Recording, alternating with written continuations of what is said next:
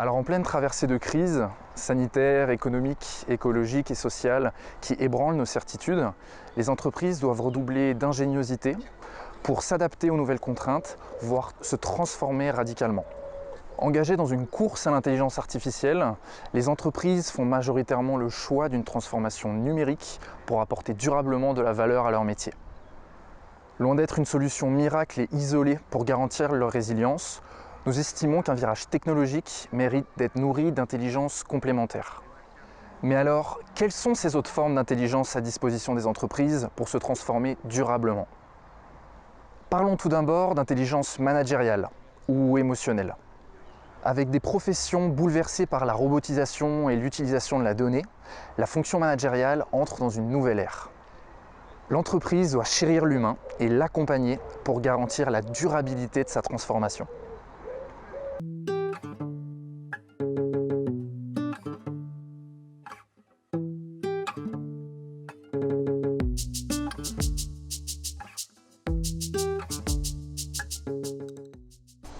L'intelligence émotionnelle réfère à la capacité de reconnaître, comprendre et maîtriser ses propres émotions et à composer avec celles des autres. Le concept a permis de réhabiliter le rôle fondamental de l'émotion au sein d'une entreprise en perpétuelle mutation. Depuis quelques années, la structure pyramidale a laissé place à une structure plus souple où les décisions sont prises par consentement mutuel. Pour accompagner ce changement de culture, les managers doivent emprunter un chemin d'apprentissage afin d'intégrer les principes du coaching. En parallèle, face à l'avènement de la 4e révolution industrielle, les entreprises investissent massivement dans la transformation numérique et technologique de leur modèle.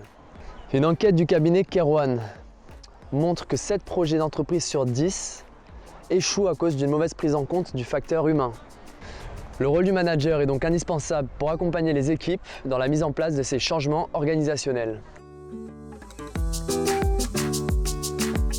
Nous avons rencontré Corinne Martin, dirigeante de Performance Consultant, pour tenter de comprendre la place de l'intelligence émotionnelle dans le management de demain. L'être humain est un être de sentiments, il est mu par ses sentiments. On est câblé pour aller vers le plaisir, vers ce qui nous fait du bien. Les émotions sont vraiment le moteur le plus puissant de l'humain. Donc si vous voulez motiver quelqu'un, d'ailleurs motiver émotion, emovere, c'est lié. Et donc vraiment l'intelligence émotionnelle est partout dans l'entreprise, tous les jours. C'est super important aujourd'hui que les managers comprennent que leur rôle n'est plus de faire, ni de faire, mais de donner envie de faire. Voilà. Et donner envie, c'est vraiment créer de l'émotion. On va passer d'un style de management extrêmement top-down et directif à un style de management, l'entreprise libérée, les jeunes qui ont envie d'être justement au volant. Enfin, il y a beaucoup de changements, tous les changements technologiques. Donc, qui dit changement dit incertitude. Qui dit incertitude dit inquiétude. Est-ce que mon poste sera là demain? Est-ce que j'aurai la compétence? Est-ce que je vais être à la hauteur? Quelle sera ma place? Il y a 3 questions existentielles. Est-ce que je suis à la hauteur? Est-ce qu'on va m'aimer dans le nouveau groupe là? Est-ce que je vais être acceptée? Et est-ce que j'ai une valeur là? Qu'est-ce que je vais pouvoir apporter moi? C'est des questions existentielles. Donc le changement, ça chamboule tout ça. C'est émotionnel, c'est que du ressenti. Nous, notre métier, c'est d'aider les gens à mettre des mots. C'est à juste accepter que les émotions sont partout. L'émotion est un signal et il est très puissant. Si je ne l'écoute pas, à ce moment-là, je vais chercher des data analytics pour avoir des informations tangibles, mais je n'ai pas les informations les plus importantes. L'intelligence émotionnelle est donc une qualité indispensable pour le manager. Et cette qualité se renforcera selon l'évolution de leur rôle. Mais que deviendra ce rôle face à l'essor de l'intelligence artificielle? Alors, l'intelligence artificielle, maintenant, c'est quoi? C'est tout ce que la machine peut faire plus vite que l'homme, tout ce qu'on peut faire, data analytics. Dans le recrutement, c'est en train d'arriver. Vous allez peut-être être recruté avec des biocapteurs où on va analyser les micro-mouvements, les expressions de votre visage. On va dire, ça c'est plutôt une personne inquiète, ou ça c'est plutôt une personne qui a besoin de rigoler, ou cette personne-là, c'est quelqu'un de très sérieuse, elle est plutôt fiable. La valeur ajoutée du manager, c'est l'humain. L'intelligence artificielle vous rend plus efficace, plus rapide, mais ça remplit pas votre cœur, ça remplit pas votre âme, ça répond pas à vos besoins affectifs. La machine ne remplacera pas le rôle du manager, ou alors on va robotiser le rôle du manager. Mais comme le manager a 3, 4, 5, 8 collaborateurs différents et que chacun a besoin d'exister dans les yeux de l'autre, ça ne va pas être la même chose, vous ne vivrez pas la même expérience que si vous ressentez vraiment que je suis vraiment là avec vous. Et à terme, l'intelligence artificielle représente-t-elle un risque ou une opportunité pour le manager? Toute innovation est un risque et une opportunité. C'est une opportunité parce que l'être humain, il cherche tout le temps à évoluer. De toute façon, il cherche à tout le temps à évoluer. Toujours. Regardez l'histoire, on a toujours envie de faire, d'apprendre plus, on est câblé comme ça pour évoluer. L'intelligence artificielle, aujourd'hui déjà et demain certainement encore plus, va recueillir et analyser les données émotionnelles. Justement, ils vont pouvoir regarder ce qui se passe, à la fois les expressions, le rythme cardiaque, qu'est-ce qui se passe, les mouvements. Et donc, mais après, qu'est-ce qu'on fait de ça? Aujourd'hui, on parle beaucoup d'éthique, on parle beaucoup de sens.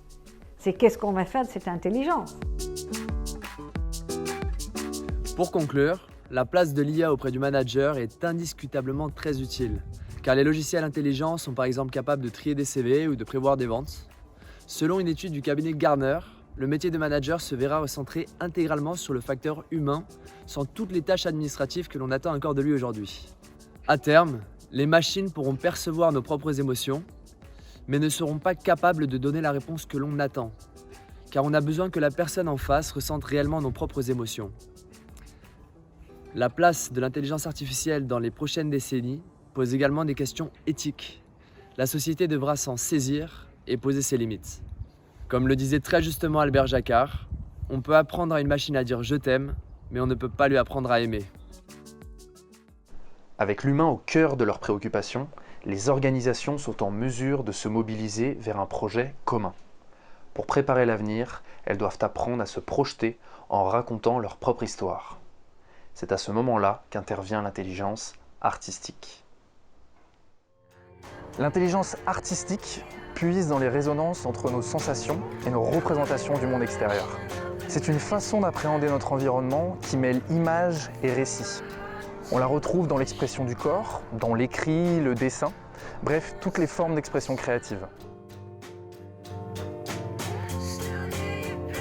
Nous sommes allés à la rencontre de Caroline Isidore, responsable de formation à The Camp, pour comprendre le rôle de l'art et du récit dans la transformation.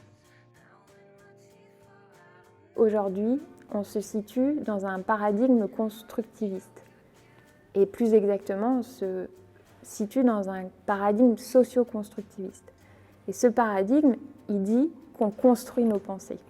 Elles ne sont pas génétiques, elles sont vraiment issues du milieu dans lequel on évolue, de notre expérience personnelle. Ces représentations, elles sont moteurs d'action. Si on veut agir sur la transformation, il faut qu'on agisse sur ces représentations-là. Le fait qu'à un moment donné, on les construise via le récit, via les histoires, eh ben, ça crée de l'émotion. Et l'émotion crée le mouvement. Et donc, ces histoires-là, elles nous permettent de projeter vers un changement de comportement. Mais quelle forme peut prendre l'intelligence artistique en entreprise ? Pour l'entreprise, elle est notamment mise en lumière à travers l'utilisation du design fiction. Une méthodologie qui permet de se plonger dans le futur pour mieux appréhender la société de demain. À travers des scénarios spéculatifs qui mettent en scène des objets, des espaces et des services de demain, le design fiction questionne le statu quo, essaime de nouveaux imaginaires et aide les dirigeants à inscrire leur activité dans un avenir souhaitable. Le cerveau ne fait pas la différence entre l'imaginaire et le réel. Grâce à une démarche prospective, vous projetez dans un futur que vous rendez réel, Mais du coup, votre cerveau, c'est compliqué. Vous le mettez en dissonance, en fait. C'est vraiment cette projection dans les imaginaires, dans un spectre probable, en fait, pour permettre aux gens d'aller construire des scénarios par rapport à ça et de guider leur action au présent vers le scénario qu'ils ont envie d'avoir. L'avantage du design fiction, c'est que vous utilisez la science-fiction, donc un univers qui est créé, qui est appréhendable et qui est visible, et que vous projetez dans quelque chose de tangible dans le futur. Donc pour des entreprises qui sont dans une certaine modernité, dans quelque chose de plus technologique, la science-fiction est quelque chose de plus puissant pour les collaborateurs. Parce que cette technologie, c'est quelque chose qui fait partie de leur quotidien. Il y a quelques mois, ce sont par exemple les équipes du Design Lab d'EDF qui ont travaillé sur des scénarios pour une transformation durable de la métropole lilloise à horizon 2025. L'objectif, redynamiser la ville et tous ses espaces d'activité. En 2018, c'est le groupe Vive, le premier acteur de la santé et la protection sociale en France, qui a initié une réflexion prospective sur nos environnements de vie en 2030. Nous pouvons également citer l'exemple de Total, qui a travaillé sur des scénarios prospectifs avec le cabinet de design Imprudence pour imaginer à quoi pourrait ressembler notre mix énergétique dans 20 ans. Je suis un client, je suis dans l'assurance. Et en fait, la question, c'est je suis en 2040 et qu'est-ce que sera l'habitat de demain en fait?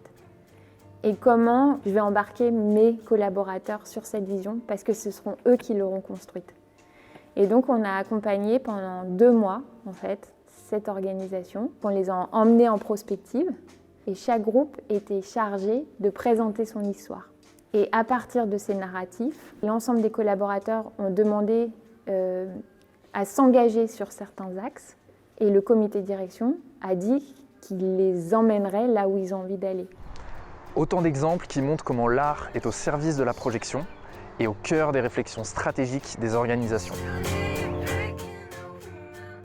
À l'heure de se projeter dans l'avenir, les considérations environnementales sont inévitables.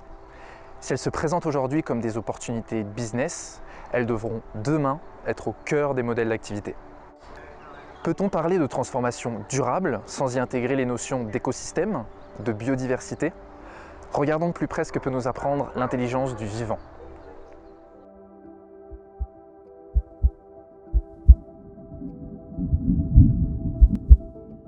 Nous associons encore beaucoup l'intelligence au cerveau humain et la nature à un grand ensemble mécanique.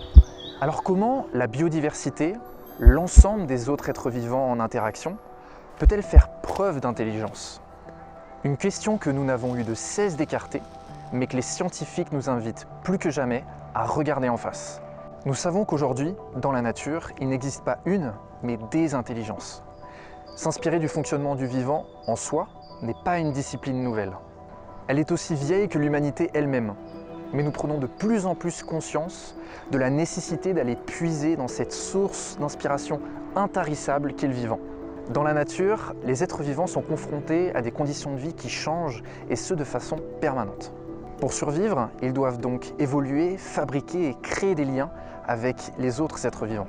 Nous pourrions définir l'intelligence du vivant comme la faculté de ces différentes formes de vie à s'adapter à leur environnement.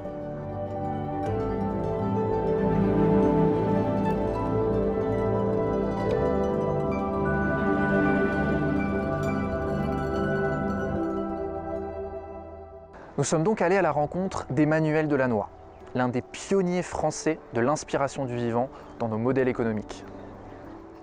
Parler d'intelligence du vivant, ça soulève effectivement des tas de questions qui sont très complexes et qui sont pour le coup, ça nécessite une certaine rigueur épistémologique finalement aussi, parce que quand on parle d'intelligence, on fait quand même référence toujours à l'intelligence humaine.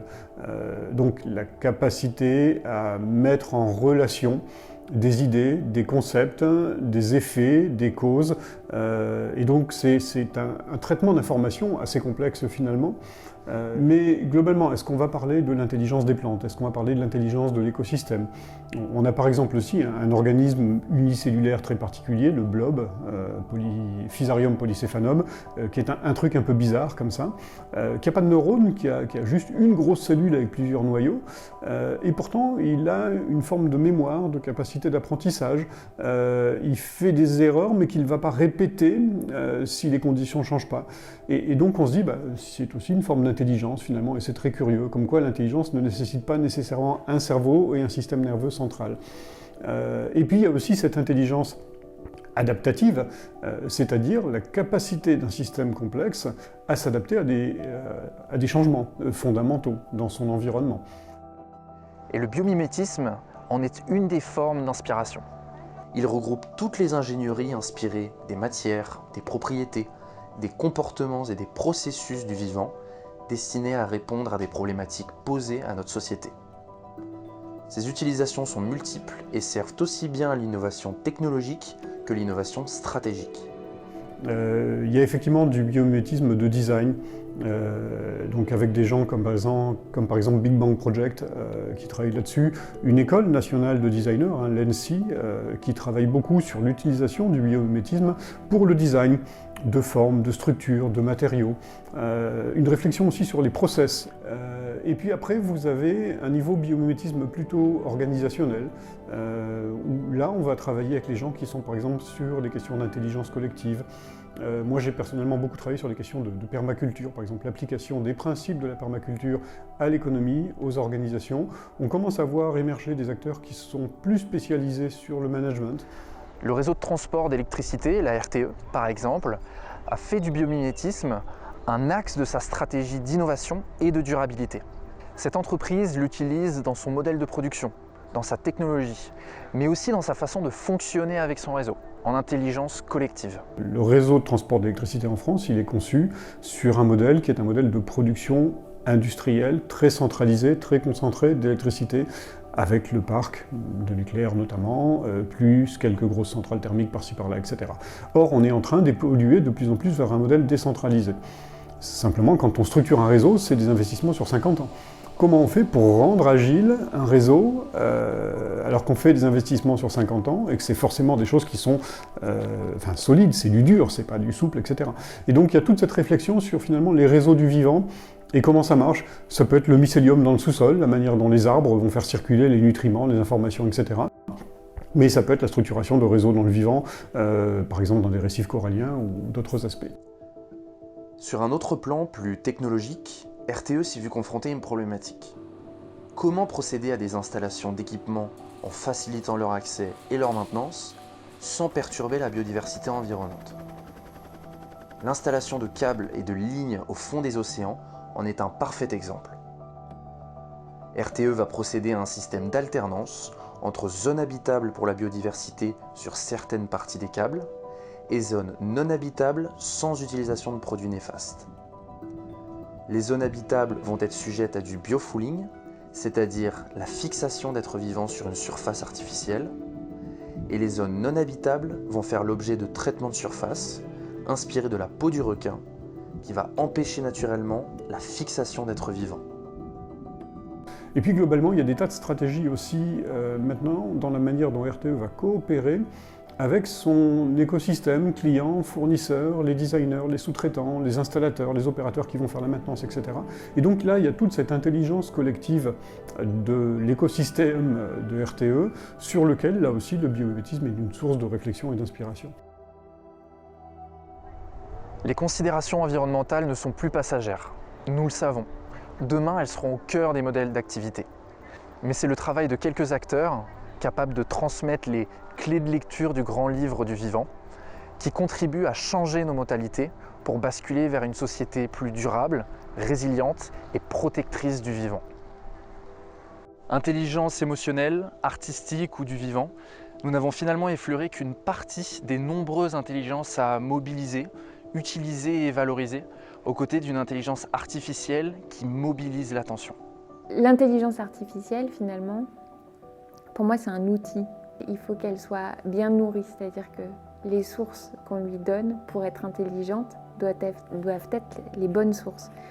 Et donc par rapport à ça, si on arrive à faire ça, à utiliser intelligemment cette intelligence-là, et ben finalement c'est peut-être l'occasion pour l'homme d'être plus libre. Et donc d'être plus à l'écoute de soi, peut-être dans son intelligence artistique, dans son intelligence émotionnelle, dans la collaboration, dans ses rapports aux autres. Et donc pour moi, il faut être vigilant vraiment sur l'utilisation de cette technologie et de cette intelligence pour nous permettre d'être plus humains peut-être. L'enjeu pour l'humanité aujourd'hui, c'est d'être autonome par rapport à la technologie. C'est d'être capable de prendre les décisions et de ne pas déléguer les décisions à la technologie. Et ça, à mon avis, c'est un vrai danger avec l'intelligence artificielle. Non, fondamentalement, si on veut qu'une société change, c'est le socle de croyances partagées, le récit ou le mythe fondateur, si vous voulez, d'une civilisation qui doit changer. L'entreprise florissante de demain saura peut-être mobiliser ces différentes formes d'intelligence tout en favorisant leur synergie. Selon Pascal Pic, paléanthropologue, les technologies ne seront pas suffisantes si l'humanité ne s'inscrit pas dans une vision qui associe les intelligences humaines, animales et artificielles. Peut-être dans le futur, devrions-nous apprendre à vivre en symbiose avec toutes ces intelligences.